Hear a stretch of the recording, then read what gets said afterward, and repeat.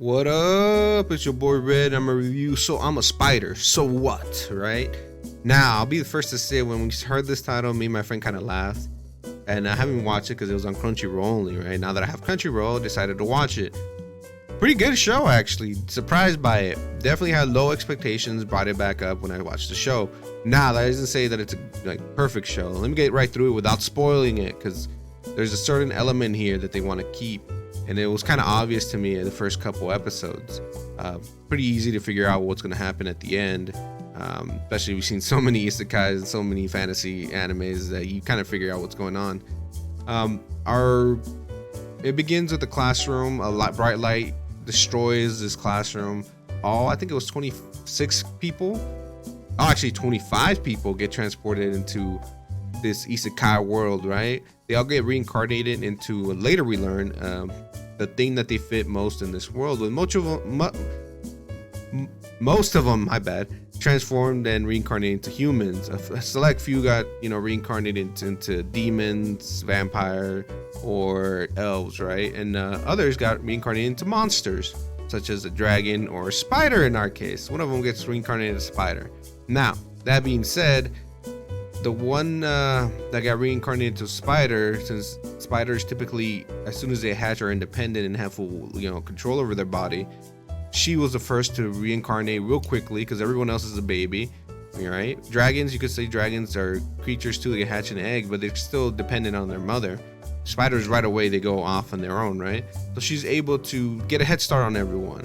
And this leads to things going on, and she becomes powerful through leveling and stuff like that, and it affects the world outside of her because she becomes a legendary monster in her own right, and this affects everyone else's world too. By the time they're doing this whole past present thing, trying to trick you into figuring out who our main character, the spider, becomes, right?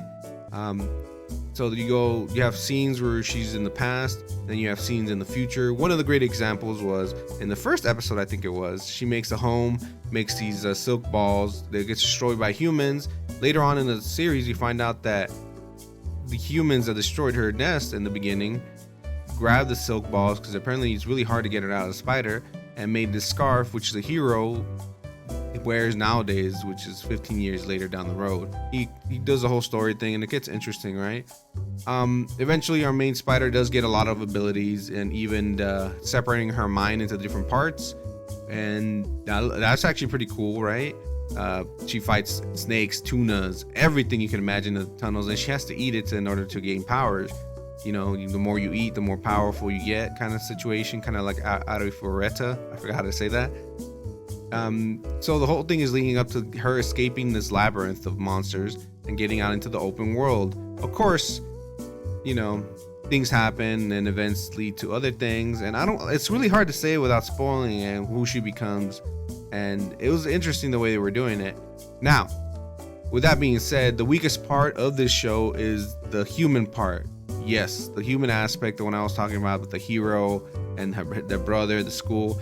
That was kind of boring, and that takes up at least 50% of this show.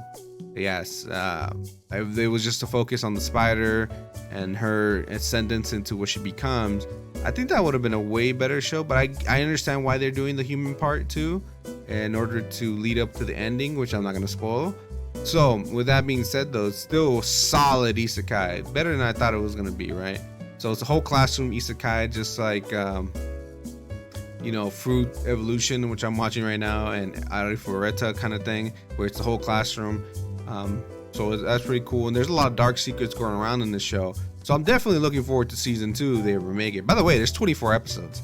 I don't know if it was season 1 and 2, but definitely for sure 24 episodes is a plus for me, right? I enjoyed it. I enjoyed watching all of it. Music, legit. Death metal, love it, man. Rock, love it. So with that being said, I'm gonna give this show an 8 out of 10. I enjoyed it very much, actually, more than I thought it was. And then definitely we'll see season 2 hopefully out, or season 3, whatever it's called. I will definitely watch it and see where this heads into. And thanks for watching, guys. Hit that like, hit that sub, and don't forget to click the links down below. All right, peace.